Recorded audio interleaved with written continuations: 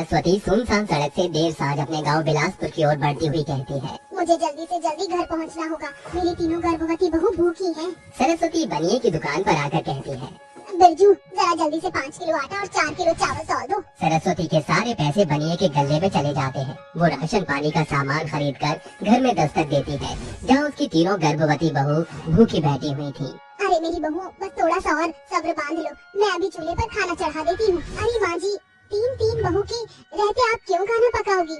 हाँ माँ जी, एक तो इस बढ़ते बुढ़ापे में हम तीनों गर्भवती बहुओं की भूख का बोझ उठाने के खातिर आपको दूसरों के यहाँ चौका बर्तन करना पड़ रहा है। अरे हम तीनों ने जरूर पिछले जन्म भले कर्म किए थे, जो इस कलयुग के दौर में सतयुग के जमाने जैसी सांस मिली है। ये तो तुम तीनों का बड़प्पन है मेरी बहुओं, वरना मैं बूढ़ी तुम तीनों को इस गर्भावस्था में भी 2 वक्त की रोटी भी समय से नहीं खिला पा रही हूँ। माँ जी, अगर हम तीनों की पतियों के साथ वो घटना ना घटी होती तो आज हमारे घर का मंजर कुछ और ही होता। दोस्तों, आज के दौर में सास बहू के बीच बेशुमार प्यार देखकर आप भी असमंजस में पड़ गए ना?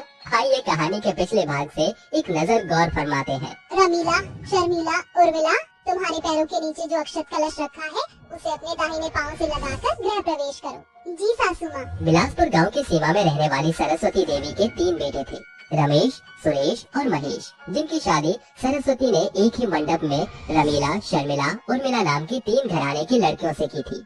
उसके तीनों बेटे शहर के मल्टीनेशनल कंपनी में अच्छे ओहदे पर जमे हुए थे। तीनों की तनख्वाह काफी भली थी। अरे मेरी बहू, शादी ब्याह के घर में तुम तीनों भी थक गई होगी, जाकर आराम कर लो, सवेरे उठना भी तो होगा। तीनों बहुएं अपने पतियों के संग कमरे का रुख करती हैं। गुजरते दिनों के साथ तीनों की शादी को सप्ताह होने को आ जाता है। एक सुबह, माँ, कल देर रात दिल्ली ऑफिस से मेरे बॉस का फोन आया था, हमें आज ही वापस जाना होगा, काम ज्यादा बढ़ गया है। अरे ये क्या बात हुई बोलो? भला शादी को सही ढंग से 1 सप्ताह भी नहीं बीता और तुम तीनों जाने की बात कर रही हो? अरे हमारी अम्मा, लुगाई के साथ कमाई भी तो जरूरी है। अगर तुहार बिटका कमाई नहीं तो मेहरिया के खिलाई का? माँ, सुरेश की बिहारी बोल बाले को सुनकर सारा माहौल खुशनुमा हो जाता है और महेश कहता है, माँ, आज सांझ की ट्रेन है, स्टेशन के लिए अभी निकलना होगा। शादी के सप्ताह भर बाद ही तीनों शहर रवाना हो जाते हैं, मगर आधे रास्ते ही ट्रेन हादसे में तीनों स्वर्ग से धार जाते हैं। उन तीनों के नाम मरने वालों की श्रेणी में शुमार हो जाते हैं। समाचार संचार के माध्यम से ये खबर तीनों को पता चलती है। सरस्वती भगवान से कहती है, अरे वो आसमां में रहने वाले, आखिर क्या मिला तुझे मेरी बहुओं की बात सुनी करके? तेरे समय के चक्र में मेरी बहू को सुहागन से अभागन बना दिया। तीनों की आकस्मिक मौत से सरस्वती और उसकी तीनों बहुएं गहरे शोक के समंदर में डूब जाती हैं। समय के साथ उनके घर की आर्थिक दशा भी दयनीय हो जाती है। खाने में क्या बनाऊं? अन्न एकदम शेष हो चुका है, भंडार घर के भीतर कुछ भी अन्न नहीं बचा। इस दुनिया के रचैया ने सारे दुख दर्द हम सास बहू की झोली में भर दिए। पहले घर की खुशहाली बदहाली में बदल गई और आज ऐसी दिन दशा आन पड़ी कि दाने दाने पर मोहताज हो गई है। भूख के मारे उसकी तीनों बहुओं की हालत बद से बदतर हो जाती है, जिसके बाद तीनों मुंह पकड़े बाथरूम की ओर अग्रसर होती है। कुछ देर बाद, क्या बात है, तुम तीनों ठीक तो हो? पता नहीं माँ जी, पिछले 1-2 दिन से जी बड़ा कच्चा कच्चा सा हो रहा है। माँ जी, मेरी थोड़ी ये बंद नहीं हो रही। हाँ सासू माँ, मेरे सर में भी बेहद भारीपन है। ऐसा सुनते ही सरस्वती के चेहरे पर एक मुस्कान आती है। वो रसोई घर का रुख करके खाली पेटते हुए बाहर आती है। मुबारक हो मेरी बहू, तुम तीनों गर्भवती हो। माँ जी, आपको कैसे मालूम? अरे मेरी बहू, तेरी सास सालों धाए रह चुकी है, किसी का पाँव भारी हो और मुझे पता न चले, ऐसा अब तक नहीं हुआ। ये खुशी की खबर भी तब मिली जब मेरी तीनों बहुएं बेवा हो गई। ऐसी हालत में ज्यादा देरी भूखे रहना भला नहीं है, मैं कुछ खाने का बंदोबस्त करती हूँ। सरस्वती बनिया के पास आकर राशन की मांग करती है। देखो सरस्वती काकी, मैं ठहरा बनिया, बोनी पत्ते से ही मेरी रोजी रोटी चलती है। 20 रुपए से ज्यादा का उधार बाकी नहीं दे सकता। भला 20 रुपए में मैं अपनी 3 गर्भवती बहू का पेट कैसे भरूंगी?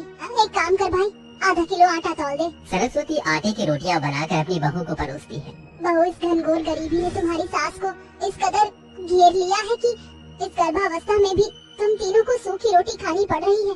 माँ जी, इस रोटी में भी सास का बेशुमार प्यार सराबोर है, इसके साथ भला भाजी तरकारी की क्या जरूरत? तीनों रोटियों को सास के साथ साझा करके खाती है।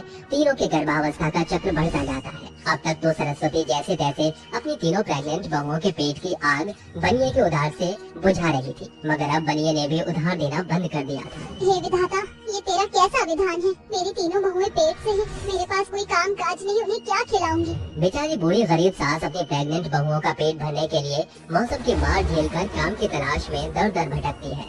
हर जगह हाथ पाँव मारकर देख लिया, कहीं कोई काम न मिला। सवेरे से सांझ हो गई ईश्वर, अब मैं क्या करूं? हालातों से मजबूर होकर अपनी गर्भवती बहू की भूख मिटाने के लिए सरस्वती भीख मांगने पर उतारू हो जाती है। चलो, तीनों बहू के भोजन का बंदोबस्त हो गया। घर आकर सरस्वती कहती है, अरे, खाने का पत्तल तो 2 है और बहू 3, अब क्या? एक काम करती हूँ, तीनों बहुओं के बीच बराबर खाना बांट देती हूँ।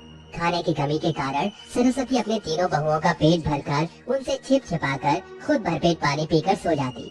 ऐसे ही दिन, सप्ताह और सप्ताह 8 महीनों में ढल जाता है और तीनों प्रेग्नेंट बहुएं गर्भावस्था के अंतिम महीने में कदम रखती हैं। ये तो रहा पिछला भाग। आगे की कहानी के लिए अंत तक बने रहिएगा। बहुओं, मेरी सारी तमन्नाएं तुम तीनों से जुड़ी हैं। जल्दी से दुखियारी बुढ़िया को पोती पोती दे दो। एकाएक रमीला को प्रसव पीड़ा उठती है। सासू माँ, लगता है रमीला को प्रसूति पीड़ा शुरू हो गई है। मुझ गरीब सास के पास इतने पैसे नहीं जो इन तीनों के बच्चे अस्पताल में पैदा हो। बहू हिम्मत की पट्टी बांध। उर्मिला, शर्मिला बहू, जल्दी से गर्म पानी, सूती कपड़े का जुगाड़ करो। कुछ ही पलों में रमीला एक बेटे को जन्म देती है। तभी उर्मिला शर्मिला को भी दर्द उठता है। माँ, लगता है इन तीनों के बच्चा जन्मने की तारीख आज ही है। सरस्वती एक सांस में कभी शर्मिला को संभालती तो कभी उर्मिला को। कुछ देरी के पश्चात वो दोनों 2 बेटियों को जन्म देती है और सरस्वती कहती है, गर्भ से ही गरीबी झेल कर भी तीनों एकदम हष्ट पुष्ट पैदा हुए हैं। बहू, आज तुमने अपनी गरीब सास को ये नायाब तोहफा देकर मुझे सबसे अमीर कर दिया। उस गरीबी में भी आज सरस्वती के चेहरे पर सुकून था। वो खुद को ऊंचाई के शिखर पर देख रही थी, क्योंकि उसने पिछले 9 महीने अपना पेट काट कर जिस आस से अपनी प्रेग्नेंट 3 बहुओं का पेट भरा, आज वो आस उसकी बूढ़ी आंखों के सामने सुशोभित थी। इसी के साथ ये कहानी यहीं समाप्त होती है।